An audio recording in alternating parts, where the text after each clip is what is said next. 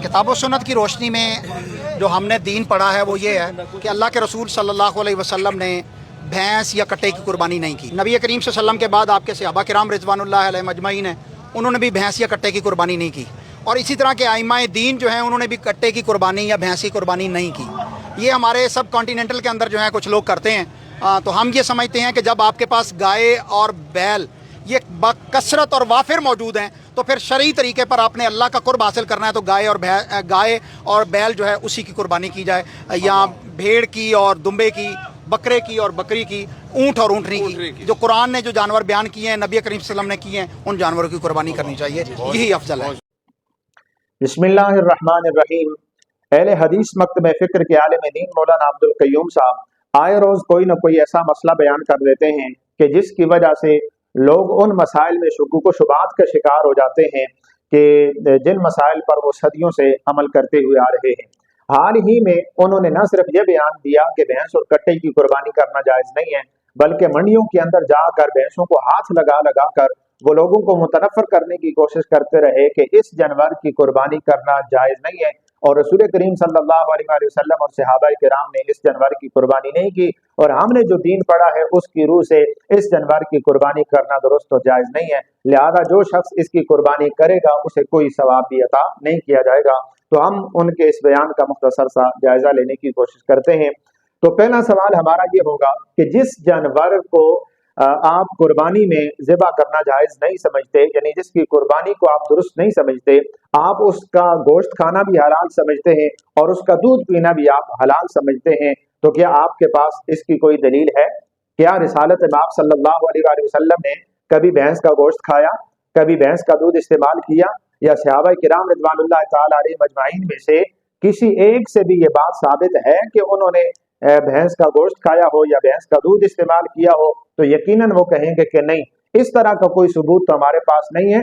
हम इसे कुरान की उस आयत की रूह से हलाल समझते हैं कि अल्लाह ताला ने इरशाद फरमाया उहिल्लत लकुम बहीमतुल अनाम, कि तुम्हारे लिए बहीमतुल अनाम को हलाल कर दिया गया है। तो चूंकि भैंस बहीमतुल अनाम में शामिल होती है, इसलिए भैंस का गोश्त खाना भी हलाल है और भैंस का दूध पीना भी हलाल है। जिस तरह बाकी वो जानवर जो बहीमतुल अनाम में शामिल होते हैं उनका दूध और गोश्त खाना हलाल और जायज़ है, इसी तरह इसका दूध और गोश्त भी हलाल और जायज़ है। तो हम उनके इसी बयान के इसी जवाब के अंदर से जवाब देंगे, क्योंकि कुरान ने ज़ाब्ता बयान कर दिया, बहीमतुल अनाम का लफ्ज़ बोला कि बहीमतुल अनाम में आने वाले जितने भी जानवर हैं वो हलाल है। तो दूसरे मकाम पर सूरह हज के अंदर अल्लाह ताला ने कुर्बानी के जानवरों का जिक्र फरमाया तो इरशाद फरमाया वलिकुल्लि उम्मतिन जअलना मनसकन लियज़कुरु स्मल्लाहि अला मा रज़क़हुम मिन बहीमतिल अनाम, कि हमने हर उम्मत के लिए कुर्बानी का एक तरीक मुकर्रर कर दिया ताकि वो लोग अल्लाह का नाम लें उन जानवरों पर जो जानवर अल्लाह ने उन्हें अता किए हैं बहीमतुल अनाम में से। यानी कुर्बानी के लिए जो जानवर अल्लाह ने उन्हें अता किए किस में से? बहीमतुल अनाम में से। तो वहां बहीमतुल अनाम में आपने भैंस को शामिल कर लिया, उसका गोश्त भी हलाल, उसका दूध भी हलाल। तो यहाँ अल्लाह ताला ने जब कुर्बानी का लफ्ज़ बोलकर कुर्बानी के अंदर बहीमतुल अनाम का जिक्र किया तो यहाँ से भैंस को क्यों निकाल दिया? यहाँ उसकी कुर्बानी को आपने जो है वो क्यों नाजायज करार दे दिया?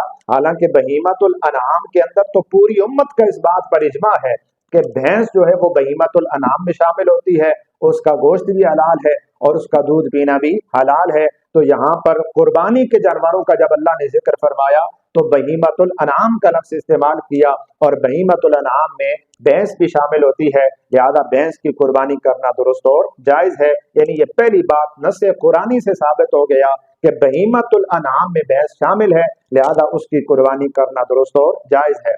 दूसरी बात यह है कि सहाबाए किराम और रिसालत इमाम सल्लल्लाहु अलैहि वसल्लम ने इसकी कुर्बानी क्यों नहीं की? तो उसके लिए अर्ज यह है कि चूंकि ये जानवर अरब में पाया ही नहीं जाता था, बल्कि अब तक नहीं पाया जाता, तो मुयस्सर ना होने की वजह से सहाबाए किराम और आप अलैहिस्सलातु वस्सलाम से इसकी कुर्बानी का कोई सबूत नहीं मिलता। क्योंकि ये अरब के इलाकों में पाया नहीं जाता, ये अजमी इलाकों में और जो दीगर मुख्तलिफ ममालिक हैं उनमें पाया जाता है, अरब में पाया ही नहीं जाता, इसलिए उन्होंने इसकी कुर्बानी नहीं की। लेकिन अहले अरब इसके बारे में क्या कहते हैं? अरबी जुबान में भैंस को जामूस कहा जाता है, और अरबी की लुगत की सबसे बड़ी किताब लिसानुल अरब, उसके अंदर लिखा है کہ الجاموس نوع من البقر، کہ بھینس جو ہے یہ گائے کی قسموں میں سے ایک قسم ہے. یعنی وہ لوگ بھینس کو گائے ہی سمجھتے ہیں کہ جس طرح گائے ہے اسی طرح بھینس ہے، جو حکم گائے کا ہے وہی حکم بھینس کا ہے. تو اس پر بہت سارے حوالہ جات ہیں. حضرت امام مالک رحمۃ اللہ تعالی علیہ نے اپنی کتاب موطا امام مالک کے اندر حدیث نمبر 637 کے ضمن میں زکوٰۃ کے مسائل بیان کرتے ہوئے فرمایا کہ والجوامیس یجب ان تجمع علی ربها فی صدقۃ انما ہی بقر کلها، کہ بھینسیں جو ہیں ان پر زکوٰۃ کے وجوب کا اعتبار وہی ہوگا جس طرح کے گائے پر زکوٰۃ کے وجوب کا اعتبار کیا جاتا ہے. یعنی جو نصاب گائے کا ہے وہی نصاب بھینس کا ہے، کیونکہ یہ دونوں ایک ہی چیز ہیں، یعنی یہ ایک جنس ہیں، لہٰذا ان کی زکوٰۃ بھی ایک جیسی ہوگی. اگر ان کی جنس مختلف ہوتی تو ان کے لیے زکوٰۃ کا نصاب بھی مختلف ہوتا. یعنی جس طرح اونٹ ہیں یہ ایک الگ جنس ہے، تو شریعت نے کہا 5 اونٹ ہوں گے تو اس پر زکوٰۃ واجب ہوگی. اسی طرح بکریاں یہ الگ جنس ہے، تو شریعت نے کہا جس کے پاس 40 بکریاں ہوں گی اس کے اوپر زکوٰۃ واجب ہے. لیکن گائے کے متعلق اور بھینس کے متعلق فرمایا کہ جس کے پاس 30 گائیں اور 30 بھینسیں ہوں گی تو اس پر زکوٰۃ واجب ہے. اگر یہ دونوں ایک جنس نہ ہوتی، ان کی جنسیں جو ہے وہ مختلف ہوتی، تو پھر گائے کا نصاب الگ ہوتا اور بھینس کا نصاب الگ ہوتا. ان کا زکوٰۃ میں نصاب ایک جیسا ہونا یہ بھی اس بات کی دلیل ہے کہ یہ دونوں بالکل ایک ہی چیز ہیں. اسی طرح امام ابو بکر ابن ابی شیبہ نے اپنی کتاب مصنف ابن ابی شیبہ کی حدیث نمبر 10,848 میں امام حسن بصری رحمۃ اللہ تعالی علیہ کا قول نقل کیا. اور امام حسن بصری حضرت علی کرم اللہ وجہ الکریم کے شاگرد تھے اور جلیل القدر تابعین میں آپ کا شمار ہوتا تھا کہ آپ نے فرمایا الجوامیس بمنزلۃ البقر، کہ بھینس جو ہے وہ گائے کے قائم مقام ہے، جو حکم گائے کا ہوگا وہی حکم بھینس کا ہوگا. اسی طرح امام عبدالرزاق نے مصنف عبدالرزاق کے اندر 6,963 نمبر حدیث میں حضرت سفیان ثوری رحمۃ اللہ تعالی علیہ کے حوالے سے لکھا، یعنی یہ پہلی صدی کے لوگ ہیں، پہلی صدی ہجری کے لوگ، وہ بھینس کے متعلق کیا کہتے ہیں، یعنی آج کل کی بات نہیں ہے. تو سفیان ثوری نے فرمایا وَتُحْسَبُ الْجَوَامِيسُ مَعَ الْبَقَرِ، کہ بھینسوں کا حساب جو ہے وہ گاؤں کے حساب کے اعتبار سے ہی ہوگا. یعنی جو احکامات گائے کے ہیں وہی احکامات جو ہیں وہ بھینسوں کے ہیں. تو ان باتوں سے یہ بات ثابت ہو گئی کہ یہ جو اہل عرب ہیں وہ بھینس کو گائے کی اقسام میں سے ہی شامل کرتے ہیں. مسند الفردوس امام دہلوی رحمۃ اللہ تعالی علیہ نے اپنی کتاب کے اندر 2,650 نمبر حدیث میں حضرت علی کرم اللہ وجہ الکریم کا قول نقل فرمایا کہ آپ نے فرمایا الجاموس تجزی عن 7 فی الاضحیۃ، کہ بھینس جو ہے وہ 7 افراد کی طرف سے قربان کرنا جائز ہے. یعنی جس طرح گائے میں 7 افراد شامل ہو سکتے ہیں اسی طرح بھینس کے اندر بھی 7 افراد شامل ہو سکتے ہیں. اگر بھینس کی قربانی جائز ہی نہ ہوتی تو پھر حضرت علی کبھی بھی یہ بات بیان نہ فرماتے.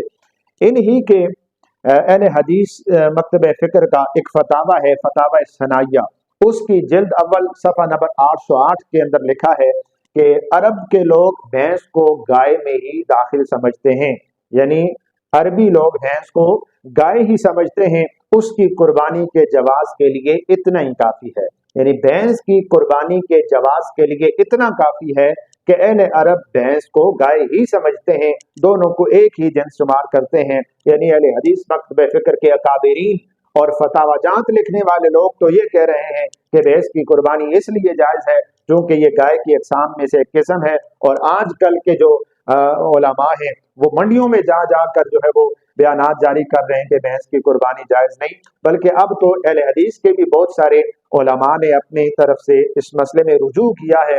اور بہت سارے علماء کے بیانات آپ یوٹیوب پہ دیکھ سکتے ہیں جنہوں نے اس مسئلے میں رجوع ریکارڈ کروایا اور کہا کہ بھینس کی قربانی بالکل شریعت مطالعہ کے اندر درست اور جائز ہے. آخری حوالہ کتاب کا نام ہے الاجماع. امام ابو بکر محمد بن ابراہیم المنذر رحمۃ اللہ تعالی علیہ نے صفحہ نمبر 52 پر لکھا کہ وَأَجْمَعُوا عَلَىٰ أَنَّ حُکْمَ الْجَوَامِيسِ حُکْمَ الْبَقَرِ، کہ اس بات پر پوری امت کا اجماع ہے، سلفن حلفن، تمام علماء کا اس بات پر اجماع ہے کہ بھینس کا حکم وہی ہے جو حکم گائے کا ہے. یعنی جو احکامات گائے پر لاگو ہوتے ہیں وہی احکامات بھینس پر بھی لاگو ہوتے ہیں. لہذا جس طرح گائے عام طور پر حلال ہے اور قربانی میں بھی حلال ہے، اسی طرح بھینس عام طور پر بھی حلال ہے اور اس کی قربانی کرنا بالکل درست اور جائز ہے، اس میں کسی قسم کے کوئی حرج والی بات نہیں ہے۔